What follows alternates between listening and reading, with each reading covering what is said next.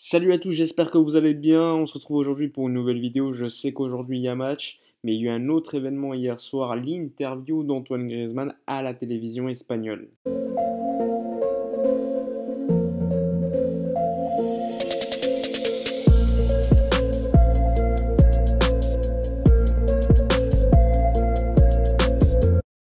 Avant de commencer la vidéo, je voulais vous présenter l'application OneFootball, l'application numéro 1 au niveau mondial pour suivre l'actualité du football. Donc l'application, comme vous le savez, elle est disponible sur l'App Store ou encore sur Android.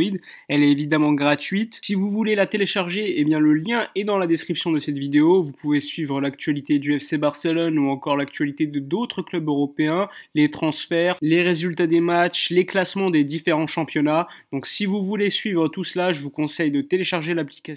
Ce qui est bien avec le FC Barcelone, c'est qu'on a l'impression tous les jours de découvrir d'autres choses. Il y a toujours un nouvel événement. Et hier, c'était l'interview d'Antoine Griezmann à Jorge Valdano. Une interview très intéressante qui est revenue sur toute la carrière d'Antoine Griezmann et surtout sur son passage au FC Barcelone. Et là, Antoine Griezmann s'est plutôt lâché. Je vous cacherai pas qu'au début, moi, je regardais en direct sur la télévision espagnole. Je me disais, bon, ça va être une interview, on va s'ennuyer, il n'y aura pas énormément de citations très intéressantes. Finalement, Antoine Griezmann s'est quand même plutôt lâché vers la fin, avec quelques citations très intéressantes, et on va en parler maintenant. Alors en préambule, il a expliqué qu'il n'avait pas parlé depuis sa présentation lorsqu'il est arrivé au FC Barcelone, et qu'il était important pour lui de parler enfin, parce qu'il y avait énormément de choses qui étaient dites qui étaient fausses. Alors première citation que j'ai retenue, il a parlé de la décision, son fameux reportage où il expliquait qu'il restait à l'Atlético en 2018.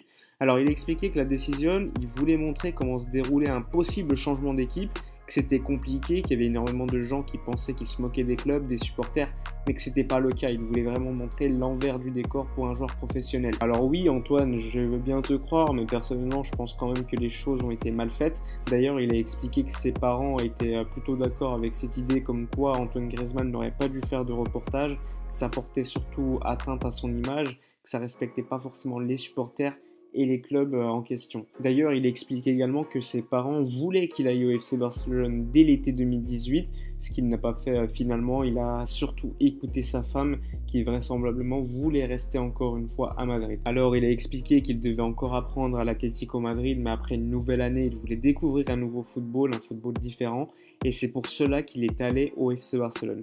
Donc le Barça est revenu.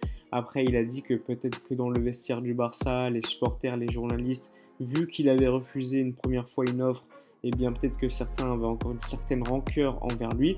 Il a dû s'excuser et pour lui l'objectif le plus intéressant c'était vraiment de donner tout sur le terrain pour se faire pardonner d'une certaine manière. Et là il parle de Lionel Messi et c'est très intéressant. Il explique, alors Léo m'a dit qu'il était déçu que je ne sois pas venu en 2018 car il avait en plus fait des commentaires publics. Ensuite, il a expliqué qu'il était content de me voir à Barcelone et qu'il était à mort avec moi. Alors là, cette déclaration, je valide totalement. Ça va évidemment faire taire certains journalistes, en tout cas qui se prétendent journalistes, des médias français, des médias espagnols qui à chaque fois inventaient des histoires entre Lionel Messi et Antoine Griezmann. Attention, je dis pas que c'était parfait, il y avait quand même de l'abus concernant ces deux joueurs. Peut-être que ce ne sont pas les meilleurs amis du monde, même si je pense qu'ils sont beaucoup plus proches qu'à l'époque, mais ça reste quand même des personnes qui ne se détestaient pas. Et la presse française se laissait penser quand même d'une certaine manière qu'il y avait un boycott, ce qui n'était pas forcément le cas. En plus, je l'ai déjà dit, mais Lionel Messi, c'est un joueur compétitif. Tu lui amènes Antoine Griezmann, qui était Ballon d'Or top 3, il me semble, il y a quelques saisons.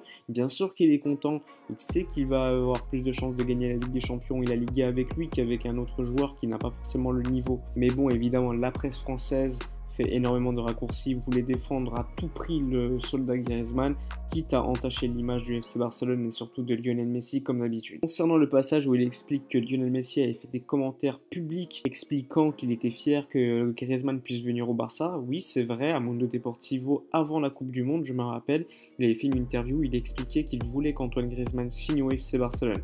Donc ça démontre encore une fois que Messi ne déteste pas Griezmann et que c'était vraiment une histoire inventée par des journalistes de pacotille. Ensuite, Antoine Griezmann a expliqué son adaptation au FC Barcelone. Il a dit que c'était très compliqué pour lui. Il a eu 3 entraîneurs en 1 an et demi. C'était compliqué quand tu quittes un club où tu as l'habitude d'avoir un certain style de jeu, un jeu très défensif, où tu te donnes à 100% l'entraînement. Il ne faut pas oublier la pandémie où ils ne s'entraînaient pas ensemble pendant le confinement avec l'équipe. Il explique qu'il y a eu 3 systèmes différents avec 3 coachs différents. En plus de ça, il considère qu'on ne le laisse pas assez tranquille, on ne le laisse pas dans sa bulle pour se concentrer, puisqu'il y a même des candidats à la présidence qui s'expriment sur Antoine Griezmann. Alors sur le point de l'adaptation, je suis plutôt d'accord avec lui, ça peut s'expliquer par cela. Il n'y a pas eu énormément d'entraînement pendant le confinement avec le groupe. Il y a eu 3 coachs différents, c'est très compliqué déjà de s'adapter à Barcelone. Donc si en plus tu as 3 coachs différents, c'est encore plus compliqué. Par contre, Antoine, j'ai envie de te dire, quand tu as les cages devant toi et que tu n'as pas de gardien, qu'il n'y a pas de défenseur et que tu rates, c'est pas une faute d'adaptation, c'est vraiment toi qui n'es pas en confiance. Donc j'espère qu'il va reprendre la confiance, qu'il va continuer de travailler et que les médias français et espagnols vont le laisser un peu plus tranquille. Il a parlé de sa relation avec Valverde, Setien ainsi que Koeman. Il a expliqué qu'avec Ronald Koeman tout était bien, il y avait une certaine confiance mutuelle entre les deux hommes. Concernant Valverde, pareil, il a expliqué qu'il y avait énormément de respect entre lui et Ernesto Valverde, qu'il lui avait donné l'opportunité de venir à Barcelone et qu'il l'avait toujours soutenu malgré certaines mauvaises passes. Personnellement, je trouve ça assez fascinant de voir le rapport et le décalage qu'il y a entre l'avis des supporters concernant Valverde et les joueurs qui ont connu Valverde pendant des longs mois et qui l'ont côtoyé au jour le jour. Ernesto Valverde, c'est probablement un mec plutôt bien, un mec sympa, mais bon, au niveau tactique, on peut le dire, c'était quand même une sacrée feignasse. Concernant Quique Setien, il a expliqué qu'il avait appris énormément dans la sortie du ballon. C'est comme quelque chose qui est très intéressant quand tu joues au FC Barcelone, mais il explique qu'il y avait une relation normale, une relation cordiale, pas une relation très proche, comme il l'avait par exemple avec Valverde ou encore Koeman. Et quand tu es un joueur qui est en manque de confiance, c'est quand même très important d'avoir un coach qui peut quand même te relancer, te donner confiance en te parlant, et ce n'était pas forcément le cas avec Quique Setien. Et là, on est arrivé au moment de l'interview où c'était très intéressant, puisque Griezmann s'exprimait concernant Eric Olatz, l'ancien agent d'Antoine Griezmann, celui qu'il a découvert lorsqu'il avait fait des tests en France, qui l'avait ramené à la Real Sociedad. Donc Antoine, il explique que Eric Olatz avait donné son avis, qu'il ne parlait pas avec ses parents ni avec personne, d'ailleurs que lui, il n'avait plus de relation avec lui depuis qu'il l'avait invité à son mariage, mais qu'il n'était pas venu. Et ainsi, Antoine Griezmann dit qu'il a expliqué à Lionel Messi qu'il n'avait jamais dit de tels propos à Eric Olatz. D'ailleurs, il ne parle plus avec lui depuis très longtemps. C'est quand même quelque chose qui a énervé Antoine Griezmann. Il a dit que ça créait des soucis dans sa relation avec Lionel Messi et qu'heureusement Messi avait compris qu'il y avait des gens qui cherchaient énormément de protagonisme et qui savaient qu'il le respectait énormément sur. Mais après Eric Olatz, il a également parlé de son oncle, celui qui a donné une interview à un reportage M6 où il expliquait certaines choses concernant Lionel Messi. Et là, Antoine Griezmann, il explique tout simplement que son oncle, il ne l'a pas vu, il n'a pas parlé avec lui depuis qu'il a 14 ans. D'ailleurs, il n'a même pas son numéro de téléphone. Donc encore une fois, Antoine Griezmann fait bien. Il explique qu'il n'a pas de relation avec ces personnes et que c'est surtout une invention de leur part qui porte préjudice à Messi et au FC Barcelone. Là, par contre, on arrive vers la fin de l'interview et là, Griezmann, il explique que ses coéquipiers lui font confiance. Par contre, c'est pas forcément le cas des supporters et des journalistes qui, eux, sont beaucoup plus difficiles, que dans le vestiaire, tout est super. Mais bon, il demande quand même une certaine tranquillité parce que ça travaille avec Ronald Koeman. Et Antoine explique qu'il lui faudra encore de la patience, du travail pour réussir au FC Barcelone. Et donc il demande à nous, supporters, de respecter sa demande. D'ailleurs, la dernière phrase de l'interview, c'est tout simplement Griezmann qui dit « Il n'y a pas de problème avec personne, maintenant on doit travailler, il fallait le dire pour être plus tranquille ».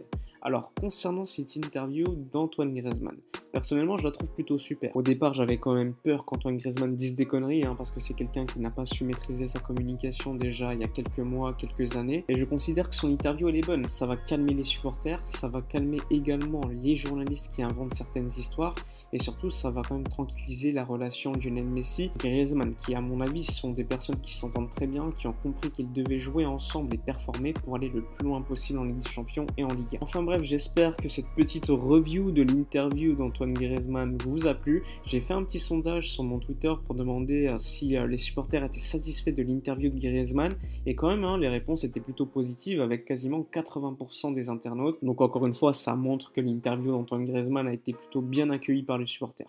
Enfin bref, c'est la fin de la vidéo, j'espère qu'elle vous a plu. N'hésitez pas à donner votre avis dans les commentaires. Moi, je vous dis à la prochaine. N'hésitez pas à vous abonner à la chaîne, à liker, à partager, à commenter. Moi, je vous dis à ce soir pour l'après-match contre le Dynamo. À tout à l'heure.